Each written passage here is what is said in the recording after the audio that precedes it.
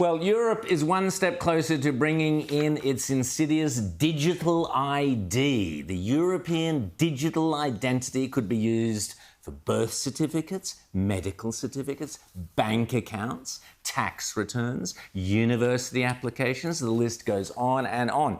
But it's quite rightly raising very serious privacy concerns. This digital wallet is, well, it's tyranny on your iPhone. Joining us now to discuss this from Europe, EU MP Rob Roos. Last time we had Rob Roos on, it was great after he'd exposed the certain things going on with Pfizer. We don't need to go into that one now, but that was great work, Rob. You were terrific on that. Now you're belling the cat on this digital ID. This is really sinister stuff, and it's getting closer and closer. Tell us why you're afraid of it.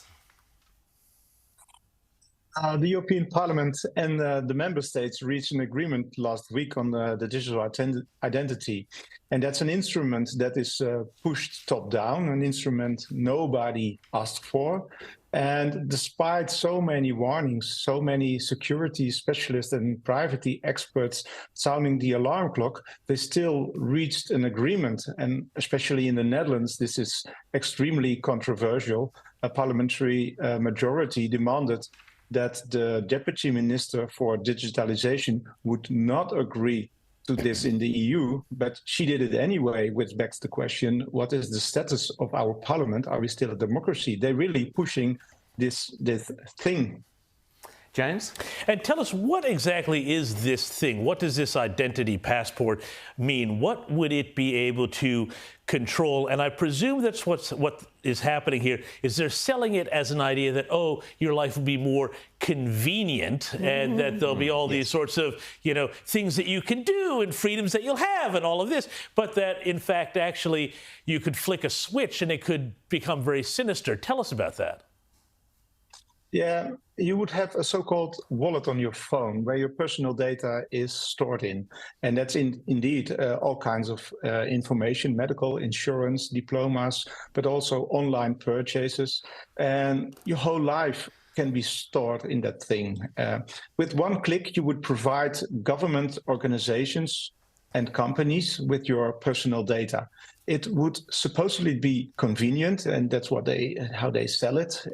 It will save you time when you want to rent a car abroad, they say. Wow. And, Well, that happens a lot. Yeah, in my entire life, I had no problem renting a car abroad. Exactly. I don't need a digital identity wallet for that. Well, Rob, could this be a digital ID card be used to measure things like, I don't know, your carbon emissions, your spending patterns, what you're looking at on the internet, it's on your phone. Just how far-reaching could this data collection be?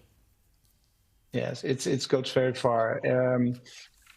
What I said, nobody asked for this. It's a solution in search of a problem. and I'm afraid these problems will emerge very soon. First, they say it will be voluntary. They always say it's voluntary, but we saw that also with the COVID passports. Within a few months, we needed it to enter a restaurant, a bar, or a gym. Yeah. And I wanted to also stress out this point: when the government has access to certain infrastructure, it will always use it, always. Governments are always looking for more power and more control. If infrastructure is there, it will be used, maybe not immediately, but it's just a matter of time. And another risk is that companies will ask for more data than they have a right to at the moment. And there is another risk, and that is that your personal data is just not safe. The bigger the IT project, the bigger the chance of a government failure.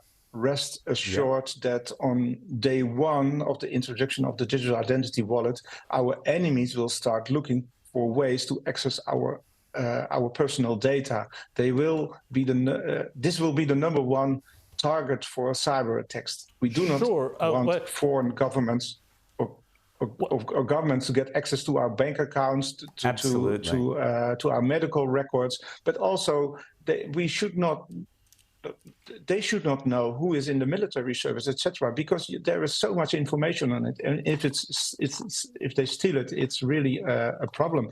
And what you say about they can go further. Well, I guess the question that I have, though, I mean, you talk about foreign enemies, but frankly, after COVID, I'm pretty worried about domestic enemies of freedom as well. Not to sound paranoid, but where I see this being a real concern is that we had a health crisis 3 years ago with COVID, if you want to call it that, or the maintenance of a crisis was used to attack all sorts of freedom. Next time around, there may be some other crisis declared, and you need a crisis against hate speech or a crisis against the climate or whatever. And so this pass could be used to restrict your freedoms to do things in a free society. Is this a potential danger of this?